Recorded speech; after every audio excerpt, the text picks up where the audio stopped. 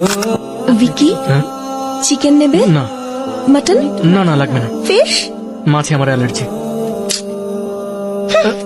किच्छु खाए ना। কেউ দেখেনি, চুপচাপ থাক। হ্যাঁ দাদা, আমার নিকির জন্য একটা ভালো পাত্র দেখুন তো। মেয়েটার বিয়ে দিতে পারলে আমি একটু দায়মুক্ত হতে পারি। হ্যাঁ হ্যাঁ ঠিক বলছেন, ঠিক বলছেন। তাড়াতাড়ি করো বাবা, একবার ওর বিয়ে হয়ে গেলে না ওর ঘরে আমি আমার ওয়ার্ড্রব বানাবো। হ্যাঁ হ্যাঁ, যদি তুমি এটা করো জানো আমি কি করব? আমিও তোমার ঘরে নিজের জিনিসপত্র রেখে দেব। সেটা কি করে? অবভিয়াসলি আমি তোমাদের বাড়িতে থাকতে।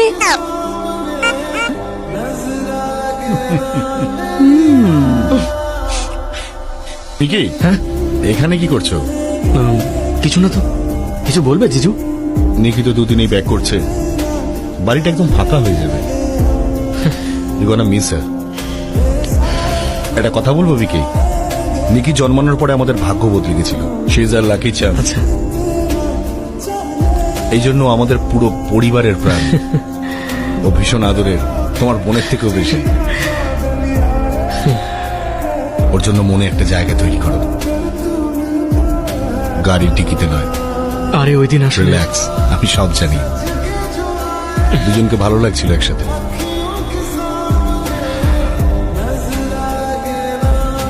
কি রে ভাই, তুই তো বলিসনি আমায়? এক্ষুনি নিকি আমাকে ফোন, রাজি হয়ে গেছে বিয়েতে। কি হয়েছে? আরে মাথা খারাপ নাকি তোর? কি বলছিস তুই? এক্ষুনি যদি এটা নিয়ে না কথা বলতে পারি তাহলে মাথা খারাপ হয়ে যাবে। সেটা তো বল। শুধু একটা প্রবলেম নয়, ওর সঙ্গে থাকলে মনে হয় আমার দম বন্ধ হয়ে আসছে, নিঃশ্বাস নিতে কষ্ট হয় আমার। ও চাই যে সবকিছু ওর মনের মতো হবে। আমরা কোন সিনেমা দেখবো, আমি কি জামা কাপড় পরবো, আরে আমি কি খাবার খাবো সেটাও, এমনকি আমার হেয়ার স্টাইলও। ও তো আমার রাতের ঘুম কেড়ে নিয়েছে। যখনই দেখো মেসেজ মেসেজ মেসেজ, ইচ্ছে করে যে এই ফোনটাকে ছুঁড়ে ভেঙে ফেলি আর নিজে কোথাও পালিয়ে যাই এখান থেকে। আরে এরকম কন্ট্রোল করে কেন আমাকে? আমি কি ওর পোষা কুকুর নাকি? ভিকি, মাথা ঠান্ডা কর। প্রত্যেক সপ্তাহে কেক নিয়ে আসবে, হ্যাপি অ্যানিভার্সারি লিখে। আরে কোন সুস্থ মানুষ কি প্রতি সপ্তাহে অ্যানিভার্সারি সেলিব্রেট করে নাকি? ও চায় চোখে ঠুনি এটে আমি ওকেই দেখবো।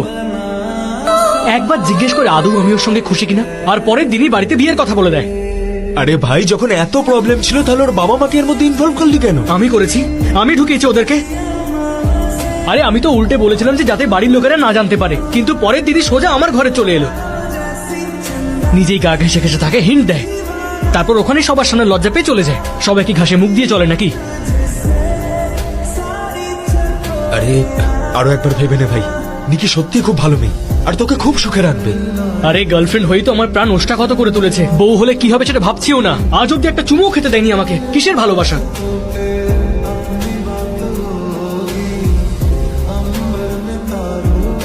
আরে এসব ব্যাপার তো রিলেশনশিপে হয়েই থাকে।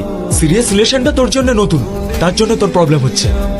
কিন্তু ভাই একটা কথা মাথায় রাখিস, একটা মেয়ের জীবন আর দুটো ফ্যামিলির সম্পর্ক শুধুমাত্র তোর উপরে ডিপেন্ড করছে।